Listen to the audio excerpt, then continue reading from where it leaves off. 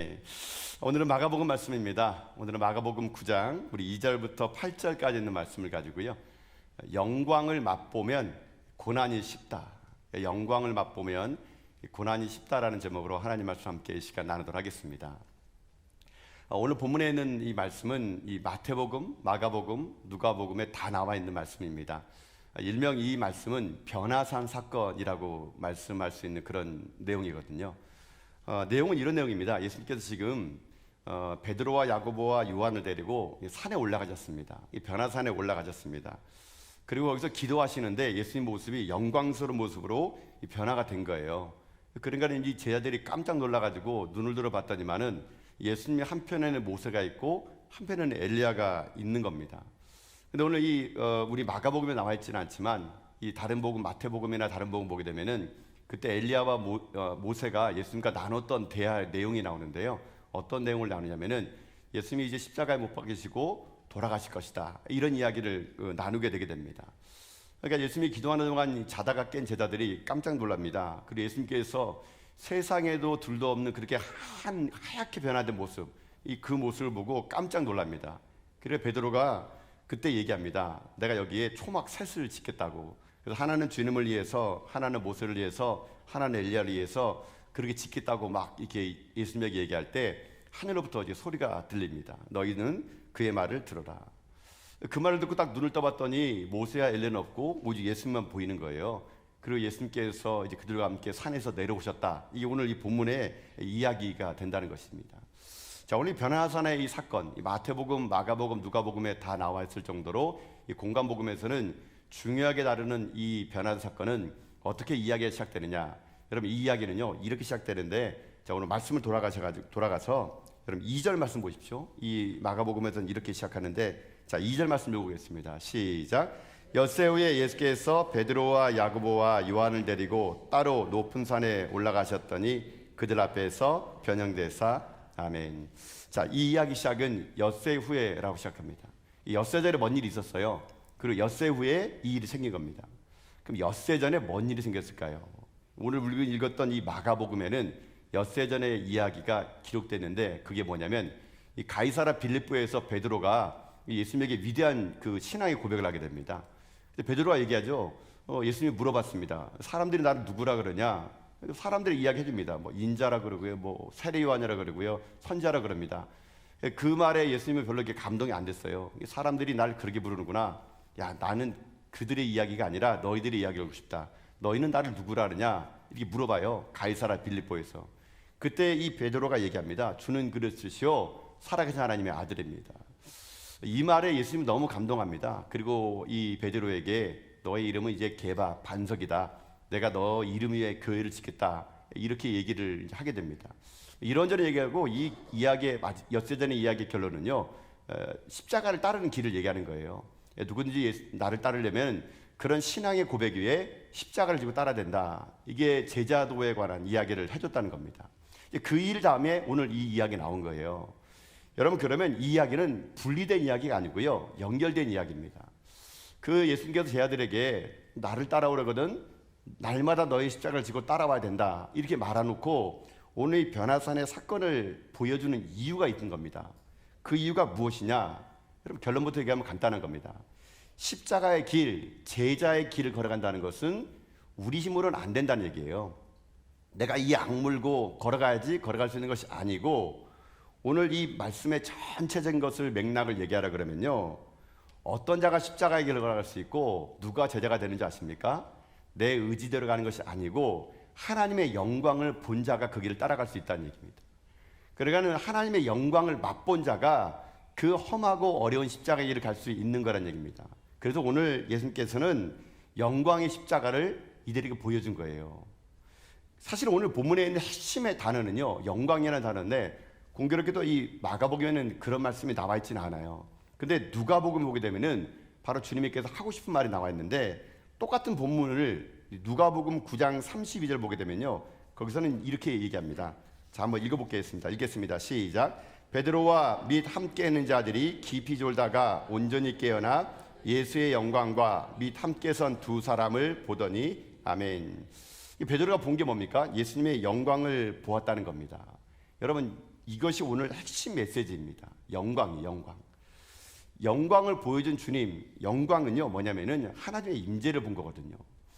영광을 보면 앞으로 내가 어떻게 될 것인가를 알게 되면, 하나님의 영광을 맛보게 되면 여러분 어떤 인생 살아갈 수 있느냐? 십자가의 길을 걸어갈 수 있다는 얘기입니다. 그래서 오늘 설교 제목처럼요, 하나님의 영광을 맛보면 고난이 쉽습니다. 여러분요, 영광을 맛본 자만이 그 고난을 이길 수가 있다는 겁니다. 그래서 예수님께서는 지금 변화된 사건에서 하나님의 영광을 보여주고, 영광을 본 그 감격으로 이제 산을 내려가서 닥쳐야 될 어려움과 아픔들과 그 십자가의 길을요 주님이 걸어갈 수 있던 것처럼 제자들 그렇게 걷기를 지금 원한다라는 것입니다. 자, 오늘 본문을 좀 더 봅시다. 지금 예수님께서 제자들에게 지금 기도하러 산에 올라갔다 그러는데, 이 산이 어딘지는 나와 있지는 않습니다. 지금 변화산이라는 산은요 이스라엘에 없습니다. 추정하건대 아마 이 산은 지금 가이사랴 빌립보에서 예수님이 머물고 있다 그러면은 이 산은 이스라엘의 가장 북단에 있는 헬몬산일 것이라고 생각이 들게 됩니다. 그 헬몬산에서 이 예수님의 영광스러운 모습을 보여준 것은 무엇이냐? 말씀드리자면은 우리의 모든 사역의 출발도 이 영광스러운 자리가 돼야 된다는 것을 얘기하고 있는 거거든요. 아마 예수님의 모든 사역, 이제 이후로부터, 이 사건 이후로부터 예수님은요 십자가에 달려서 돌아가실 것을 여러 차례 얘기를 하게 됩니다. 그 여러 차례 얘기를 하는 모든 것의 시작을 이거 고난이 닥칠 것이네, 이제 어떻게 하면 좋지, 이렇게 말하는 것이 아니라 그 모든 시작을 영광으로부터 주님은 시작을 했다라는 것이거든요. 그러니까 모든 일의 시작은 영광입니다. 하나님의 임재입니다. 하나님의 역사하심을 맛보는 거거든요. 그걸 맛본 자들이 그 힘을 가지고 고난이든 사역이든 감당할 수가 있는 거예요. 그러니까 사도 바울도요 바로 그렇게 얘기합니다. 예를 로마서 보게 되면은 8장 18절 보게 되면요 바울이 이렇게 로마서에서 고백한 게 있거든요. 자, 한번 우리 바울의 고백을 한번 읽어봅시다. 읽겠습니다. 시작. 생각하건대 현재의 고난은 장차 우리에게 나타날 영광과 비교할 수 없도다. 아멘. 자, 여러분, 우리가 이제 가져야 될 영광, 쉽게 말하면요 우리가 천국 백성 됐을 때 하나님의 그 임재, 그 천국에 대한 우리의 소망, 여러분 장차 우리가 받아야 될 영광을 우리가 꿈꾸면은요 여러분 지금 우리가 걸어가는 이 길을 쉽게 걸어갈 수 있다, 그거라는 것입니다.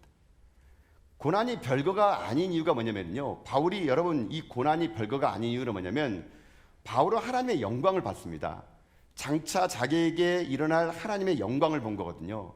그 하나님의 영광을 생각했더니, 장차 내게 주어질 천국을 생각했더니 자기 인생에 펼쳐지는 고난이 쉽게 여겨졌다는 것이에요. 이게 바로 바울의 발상의 전환이었던 것입니다. 여러분, 그런 여러분에게 맡겨진 사역이 있습니까? 여러분 지금 현재 어려움이 있습니까? 그 어려움을 여러분이 이겨낼 수 없어요. 우리 힘으로는 그 사역을 감당할 수 없습니다. 우리가 할 일이 뭐냐면요 하나님의 영광을 보는 거예요. 하나님의 임재를 경험하는 겁니다. 하나님의 일하심을 내가 경험할 때 그 영광을 본 그 사람이 하나님의 일을 할 수가 있다. 여러분 그것이 오늘 이 변화된 사건의 핵심 메시지가 될 수 있다는 얘기예요. 그래서 여러분 왜 예배를 먼저 드리는지 아십니까? 왜 예배가 여러분 중요한지 아십니까? 예배는 한마디로 말하면요 하나님의 영광을 보는 겁니다. 여러분 하나님의 영광을 보는 게 예배예요. 예배는 우리가 은혜 받는 것이 아니에요. 여러분 우리가 착각하는 게 있는데, 여러분 예배는요 은혜 주고 말고는 하나님이 하시는 일이지 여러분이 할 일이 아니라는 겁니다. 하나님은 예배 가운데 영광을 보여주세요. 그러면 그 예배 가운데 영광을 본 자들이 그 힘을 가지고 하나님을 섬기고 하나님을 따르는 백성이 될 수 있는 거거든요. 그렇기 때문에 여러분 예배 가운데 교회가 제일 중요한 게 뭐냐면요 예배를 드리는 겁니다. 예배 드리는 거. 여러분 하나님을 예배하십시오. 그 예배 가운데 하나님을 만나십시오. 그 영광의 하나님을 만난 그 힘을 가지고 섬기시는 거예요. 제가 여러분 누차 여러분에게 말씀드린 거 있지 않습니까? 여러분 예배 드리고 사역하셔야 됩니다. 여러분 교회 일하러 오지 마세요. 교회 일하는 거 아니에요. 우리요 교회 사역이 여러분 목적되면 안 됩니다. 우리가 하나님의 영광, 그 영광을 맛보고 난 다음에 그 힘을 가지고 하나님이 주신 그 자리에서 섬기는 겁니다. 왜 우리 섬김이 힘듭니까? 왜 우리의 섬김이 자꾸 짜증이 되고 내년에 내가 섬기나 봐라, 여러분 이 말을 왜 할까요? 예배 가운데 하나님의 영광을 맛보지 않기 때문에 그런 거예요. 여러분. 예배 가운데 하나님을 만나면 그 하나님의 임재를 경험하면요 그 임재를 통해서 우리가 어떻게 되느냐, 내 인생이 변화될 수 있는 거거든요. 저는 그래서 개인적으로 생각합니다. 예배는 언제까지 드려야 되는지 아십니까? 하나님의 영광이 임할 때까지 드리는 거예요. 하나님의 영광의 임재가 임할 때까지 여러분 예배 드리는 것입니다. 오늘날 현대교회가 시간을 정해서 예배 드리는 거 저는 개인적입니다. 저희 개인적인 생각으로는 저는 그 반대입니다, 여러분.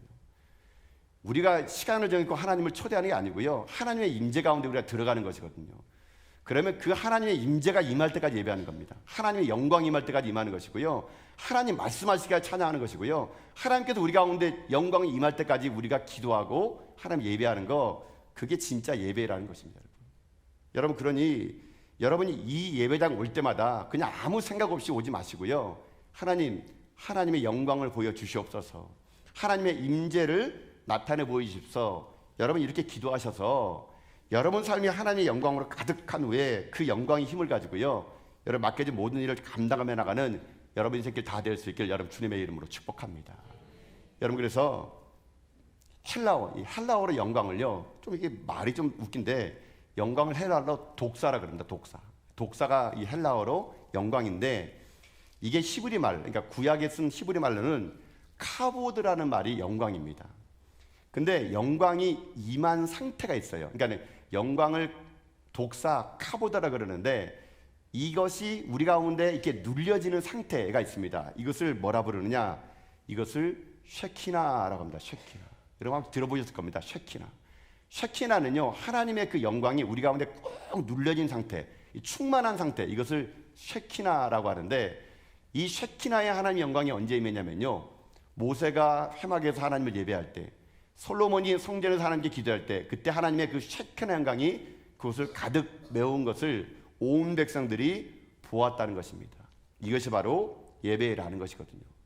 그래서 우리 성도님들 이 땅의 삶을 살아갈 때 힘을 어디서 얻느냐? 사람들이 위로의 말로 얻는 것이 아니고요, 저 같은 목사들이 여러분에 가서 위로한 말로 듣는 것이 아니고요, 여러분 예배 가운데 하나님 만나고 그 쉐키나의 하나님의 영광의 임재를 여러분 이 자리에서 만끽하셔야 돼요. 저는 그래서 여러분 우리 교육자들이 주일 아침마다 기도합니다. 하나님의 영광을 우리에게 나타내 보여주십시오. 오늘 예배 드리는 모든 성도들마다 이 성전을 딱 들어오는 그 순간부터 이 자리에 임재하신 하나님을요, 내가 그냥 온몸으로 느끼는 거예요, 여러분. 찬양하기 전부터 하나님의 임재를 느끼면은요, 여러분 그 찬양의 가사가 남다릅니다, 여러분요. 이곳 가운데 사람의 향기가 가득하는 것이 아니라, 사람들의 스킬이 있는 것이 아니라, 뭔가 모르게 성전을 딱 들고 들어왔을 때 이곳에 임재하신 하나님의 쉐키나의 그 임재 영광, 여러분 이걸 맛보면은요, 여러분 그 하나님의 존재 앞에서 우리들이 삶이요, 여러분 달라질 수 있다는 것이거든요. 저는 그래서 날마다 꿈꿉니다. 하나님, 이 예배당이 그저 사람들의 건물로 지어지고 벽돌로 세워지고 음향과 조명으로 화려할지 모르지만 이것은 하나님의 영광이 임하지 않는다면 이게 무슨 소용이 있겠습니까? 비록 초라하고 한 자리에 촛불을 킨 자리 하더라도 하나님의 영광이 임한 그곳에 우리가 머물게 하여 주시옵소서. 여러분 날마다 기도해 주십시오. 우리 전화교회가 그저 화려하게 건물을 지어놓고 조명은 좋고 음향은 좋은데 하나님 영광이 없는 그런 예배가 아니라, 날마다 이 자리에 모일 때마다 하나님의 임재가 있고, 이 예배당에 들어올 때마다 뭔가 모를 가슴에 벅참으로 인해 가지고 그냥 자리만 앉아도 눈물이 쏟아지고, 그래서 자리만 앉아도 하나님께 기도하는 것이 내 삶 가운데 기쁨이 되는 그런 인생, 예배드리는 것이 기쁨이 되는 그런 삶, 여러분 이것을 여러분 꿈꾸면서 이 자리에 오셔야 됩니다. 그런 자에게 하나님은요, 영광 가운데 나타내 보일 수 있다는 것이거든요. 여러분 요한계시록 보게 되면은 환난과 핍박 중에 있을 때 하나님이요 참 독특합니다. 요한계시록 여러분 읽어보시면 알겠지만요, 요한계시록은 마지막 때 환난과 어려움 가운데 하나님이 성도들을 위로하는 책인데, 이 요한계시록은요 무서운 심판이 있기 전에 반드시 앞에 뭐 하나가 나옵니다. 그게 뭔지 아십니까? 예배가 나옵니다. 예배. 여러분, 일곱 심판, 일곱 대접, 일곱 인을 이 세상에 붙기 전에 하나님은 천상의 예배를 사도 요한에게 보여주게 됩니다. 그 천상의 예배를 통해서 이 요한은 계시를 보고 흰 옷을 입은 수많은 백성들이 하나님을 예배하고 천사들이 찬양하고 예배를 받으시 합당하신 어린 양 예수 그리스도를 보게 만들거든요. 그 본 힘을 가지고 어떻게 되느냐? 닥쳐올 환난을 이길 수 있는 힘을 하나님 허락해 주셨다는 것이거든요. 여러분 이것이 우리에게 중요한, 우리들이 해야 될 일이 될 수 있다는 것입니다. 그러니 오늘 여러분 삶에 고난과 역경과 아픔이 있다면 여러분의 예배를 회복하십시오. 여러분의 예배가 하나님께서 주시는 정말 하나님의 임재 예배가 여러분 되십시오. 여러분 사람들에게 보이려고 예배에 오지 마십시오. 여러분요, 담임 목사님이 나 안 오면은 나 안 왔다고 전화할까 봐 여러분 오진 거 여러분 그거 아닙니다, 여러분요. 여러분 저 같은 인간에게 여러분들이 왔나 안 왔나 추적되는 게 그 뭐가 중요합니까? 하나님 앞에 여러분들이 하나님 만나게 하는 심정을 가지고 여러분 이 예배를 오셔야 되는 거예요. 여러분 잊지 마십시오. 환난과 위기가 올 때마다 가장 중요한 것은 예배입니다. 예배 가운데 예배 가운데 하나님 만나고, 예배 가운데 하나님 임재를 만나고, 예배 가운데 하나님 영광을 맛보면은요, 여러분 인생길 살아가는 동안 여러분 삶의 어려움들을 이겨낼 수가 있을 수 있다라는 것입니다. 여러분 그래서 자녀들에게 가장 좋은 교육이 뭐냐면요, 여러분 이 자리에 여러분 자녀를 데려오는 겁니다. 여러분요, 하나님의 영광의 자리에 자녀를 데려오는 겁니다. 데려왔자 아이들이 뭐 아무것도 할 수 없겠죠. 자고 누울 수 있을 겁니다. 그래 여러분 본자는요 다르거든요. 여러분 신앙교육이란 뭔지 아십니까? 어려운 거 아닙니다. 영광의 자리에 여러분 자녀를 데려오는 거거든요. 여러분 보세요. 여러분 이제 우리 교회가 이제 저도 그랬던 것처럼 이제 여러분 그 아이들을 데리고 이제 제가 이제 12월 달에 이제 다윗학교를 하게 됩니다. 다윗과 요셉학교를 통해서 12조간의 이제 국내 훈련을 마치고 8박 9일, 길면 9박 10일 해외 아웃리치를 갔다 오게 되거든요. 많은 사람 얘기할 겁니다. 애들이 가서 뭘 오겠냐, 애들이 가서 뭘 훈련하고 오게 되냐, 가서 예산만 낭비하고 오지, 이런 염려 있을 수 있습니다. 충분히 있습니다. 왜요? 갔다 오고 나서 애들한테 물어보면 애들이 대답을 못해요. 너 뭐 하고 왔니? 그냥 갔다 왔어요. 이렇게 합니다. 그러면은 여러분 그게 우리가 볼 때는요 애들이 아무것도 없는 것처럼 보일 수도 있습니다. 근데 그렇지 않습니다. 여러분 그 아이들에게는요 뭔가 말할 수 없는 하나님의 임재가 그들에게 있었습니다. 그 아이들의 가슴 속에는 뭐라고 말하는 표현할 수 없었지만 하나님 만났던 그 일들이 그 아이들에겐 있었다는 거거든요. 그 아이들이 그걸 본 겁니다. 여러분요, 지금은 서툴러서 말은 못하지만 선교의 현장에서 예배 가운데 집회 가운데 하나님을 그들이 만난 그 영광, 여러분 저는요 반드시 그것이 있을 거라고 저는 믿기 때문에 지금도 할 수만 있다면 우리 자녀들을요 하나님의 영광 있는 자리, 임재 있는 자리, 하나님 역사하신 자리에 우리 아이들을 데려가기 원하는 것이죠. 비록 우리가 볼 때는 그 아이들이 아무것도 할 수 없는 것처럼 보이는 것처럼 보일지라도 아닙니다. 영광을 맛본 아이들은요 여러분 인생 분명히 달라질 겁니다. 당장 우리가 경제적인 논리를 가지고 100을 투자하든가 100이 안 나오면 이 사업 접자, 이게 아닙니다. 여러분요, 교회는 경제적인 논리라는 것이 아닙니다. 하나님께서 영광의 임재를 맛보게 되면요 여러분 그 아이가 세상을 뒤집을 아이가 될지를 여러분 누가 알겠습니까? 여러분 이것이 바로 오늘 우리들이 해야 될 자녀 교육이라는 겁니다. 교육. 여러분 교육부서 차세대에 예산이 많다? 여러분 아닙니다. 여러분요, 할 수 있으면 우리 교회 전체 모든 예산을요 다음 세대를 써야 됩니다.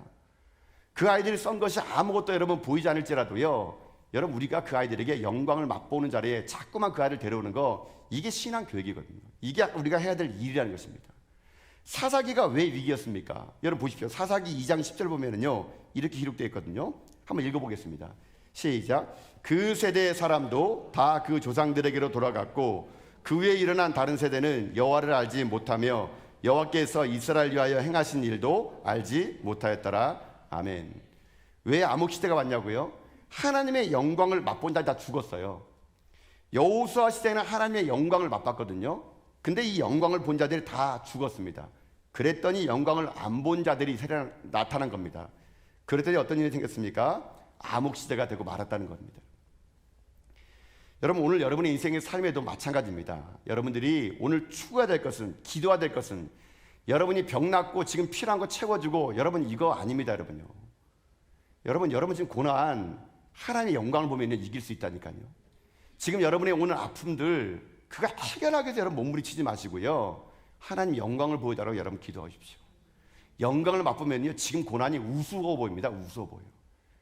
여러분 목회자인 제가 여러분 목회할 때 있어서 현실을 바라고 목회하게 되면요 못합니다. 여러분요, 장차 제가 이 땅의 삶을 살아갈 동안 주님 앞에 충성되어 마지막에 제 생명이 끊어지고 호흡이 끊어져 가지고요 저는 하나님의 영광 가운데 제가 들어갈 거 생각하면 제가 오는 어려움과 아픔을요 저는 얼마든지 이길 수 있다고 생각합니다.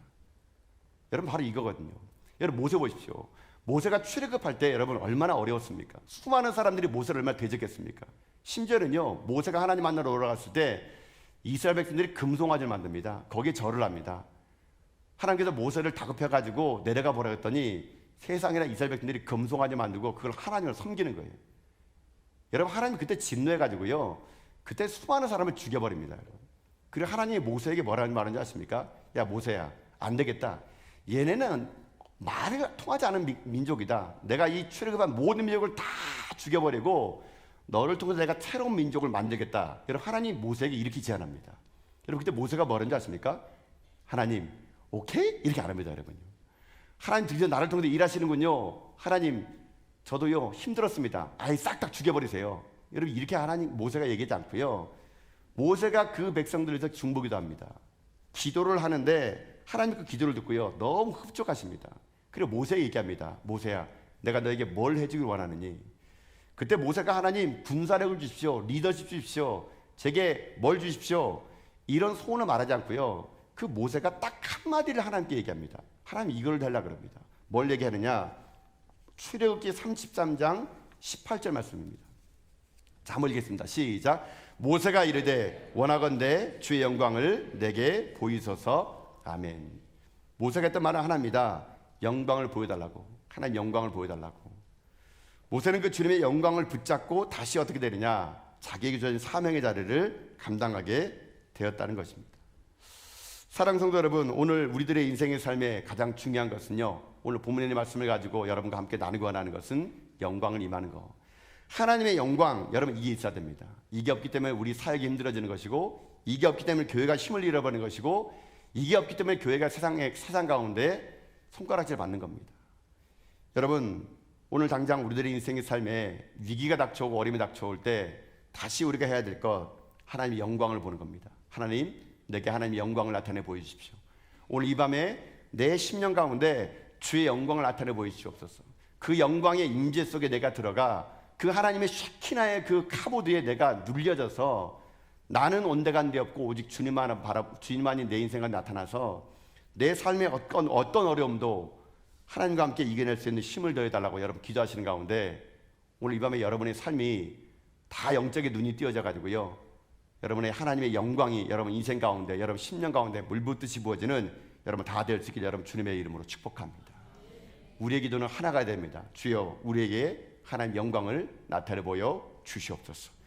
이 기도를 통하여 하나님 임재 속에서 거룩한 삶을 살아가는 여러분 다 될 수 있기를 여러분 주님의 이름으로 축복합니다. 이게 변화산 사건에서 우리가 함께 나눠야 될 첫 번째 메시지예요. 하나님의 영광을 우리에게 보여달라는 겁니다. 자, 이게 예수님께서 지금 변화산에서 그 베드로와 야고보와 요한에게 하나님의 영광을 나타내 보여주었거든요. 자, 근데 중요한 건요, 그 영광을 본 그 다음의 이야기입니다.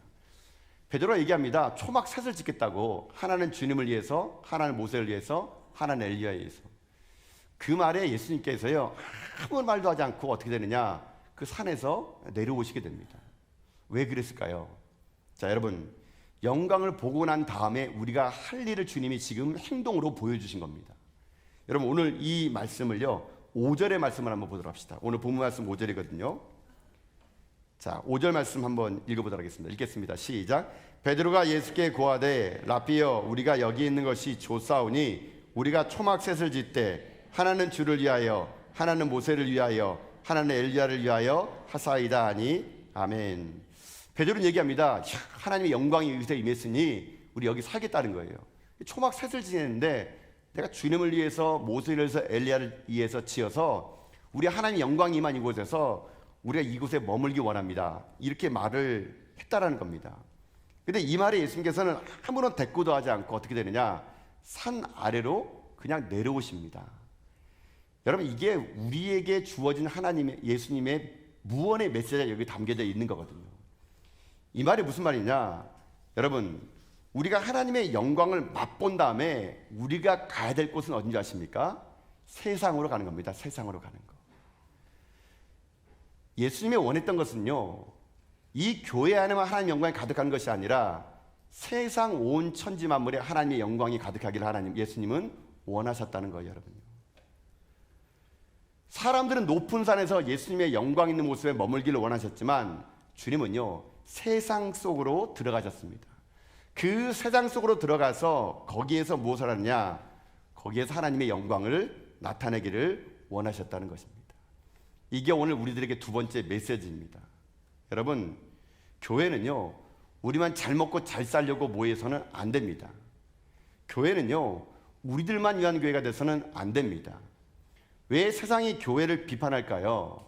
그것은요, 그리스도인들이 교회에서는 하나님의 영광을 드러내는 존재인지 모르겠지만 세상에 나가서는 그들의 삶이 하나님의 영광을 가리는 인생이 되기 때문에 교회와 성도들을 우습게 하는 것입니다, 여러분. 저도 그렇게 생각합니다. 교회 안에서는 천사 같고요, 교회 안에서는 뭐 하나님처럼 하나님처럼 여러분 온유한 같은데 교회 밖에만 나가면은 돌변하는 사람들이 여러분 얼마나 많습니까? 사람들이 여러분을 정말 예수 믿는 사람으로 보고 있습니까? 아니면 나는 저 사람 같으면 교회를 다니지 않겠다, 여러분 그렇게 여러분 보고 계십니까? 여러분 잊지 말아야 될 게 하나 있습니다. 우리는요, 이 교회에서 하나님의 영광을, 임재를 맛보면 그 영광을 가지고 나의 삶의 자리에 가서 어떻게 되느냐, 하나님의 영광을 드러내 인생이 돼야 되는 거, 그게 우리들이 해야 될 일이라는 것입니다. 교회에서 여러분 큰 소리 치지 마시고요, 세상에 가서 큰 소리 치십시오. 주는 그리스도시요 살아계신 하나님의 아들이라고. 여러분 교회에서는요 잠잠하십시오. 교회는 잠잠하게 하나님의 임재만을 기다리는 곳이지 여러분의 목소리 내는 곳 교회 아닙니다. 여러분이 주장 말하는 거 교회가 아닙니다. 교회에서는요 죽는 겁니다, 하나님 말씀 앞에.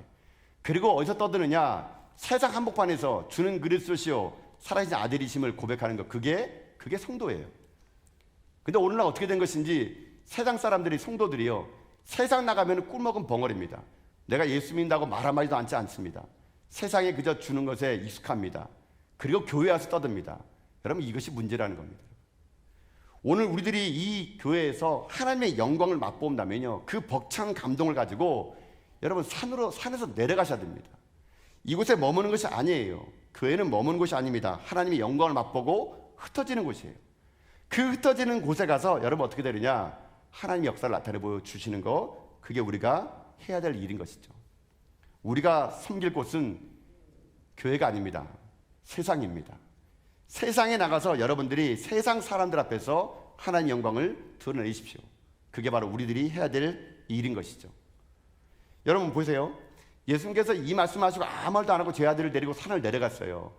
여러분 우리가 다음 시간에 살펴보겠지만 산을 내려간 그 자리에 여러분 무엇이 있었는지 아십니까? 귀신 들리는 아이가 나옵니다. 여러분. 그 변한 산에서 영광의 모습을 보고 세상을 내려갔더니만은 그 산의 바로 앞에서 누굴 만나느냐, 귀신 들린 아이가 예수님에게, 귀신 들린 아이를 고치는 장면이 여러분 예수님에게 나타나게 돼 있어요. 여러분 이거예요. 우리가 나갈 세상은요, 악한 마귀의 공중권세 잡은 자들이 세상 속에 우리 나가는 겁니다. 우리가 갈 곳은 바로 그런 악한 마귀들이 지배하는 세상 속으로 여러분 들어가는 것입니다. 그 속에 들어가서 하나님의 살아계심과 하나님의 영광을요 나타내는 거, 그게 성도가 해야 될 일이고, 그게 교회가 해야 될 일이고, 그게 우리가 해야 될 일이라는 것입니다. 여러분 그래서 교회는요 가장 썩어지는 곳에 세워져야 됩니다. 저는 교회가요 아주 멋들어지게 전원교회에 있는 거, 저는 반대합니다. 그거 교회입니까? 교회는요 썩어지고 더럽고 음란하고 타락한 곳에 교회가 세워져야 됩니다. 그래서 그 교회를 통해서 그 주변을 바꾸는 거, 그게 예수님의 꿈이에요, 꿈. 여러분 우리는 바로 그런 존재들입니다. 여러분 이 교회에서 하나님 영광을 맛보십시오. 충만한 하나님의 임재를 경험하십시오. 하나님의 역사하심 여러분 온몸으로 체험하십시오. 그리고요 제발 세상으로 나가서 세상 사람들 앞에서 예수 믿는 사람답게 살아내십시오. 하나를 하더라도, 말 한마디를 하더라도, 행동 하나 하더라도 여러분 보면 사람들이요 하나님의 영광을 보여줘야 됩니다. 여러분의 착한 행실을 통해서 세상 사람들이 여러분에게, 세상 사람들이 하나님에게 영광을 돌리는 거, 그게 우리들이 해야 될 일이라는 것입니다. 이거 하지 않고 교회가 딴 일하니까, 성도가 딴 일하니까, 목사가 딴 일하니까 세상에 여러분 우리들이 비웃음거리가 되는 것이 오늘날 현실 아니겠습니까? 다시 한번 오늘 여러분에게 권면드립니다. 저 같은 목사를 시작해서 우리 모두 다가 오늘 이 자리에 하나님의 영광을 맛보고 하나님의 임재를 경험하고 그 하나님 주시는 그 충만한 은혜를 가지고요 이제 어떻게 하느냐, 세상으로 나가십시오.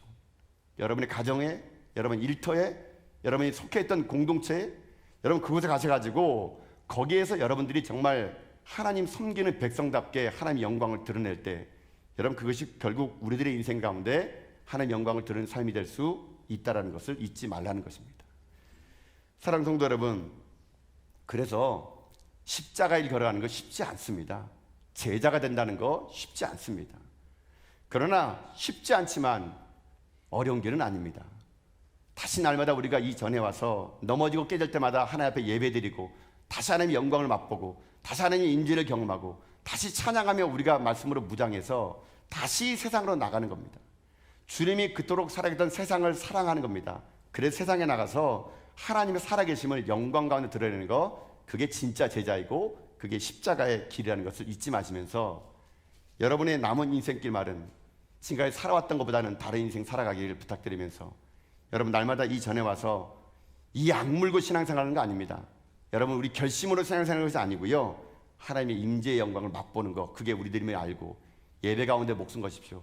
예배 가운데 하나님 만나시고 예배 가운데 하나님 임재를 경험하셔서 그 임재의 영광의 힘을 가지고 세상 한복판에 나가셔서 하나님의 살아계심을 여러분의 삶을 통하여 드러내면 나타나는 여러분 인생길 다 될 수 있기를 여러분 주님의 이름으로 축복합니다.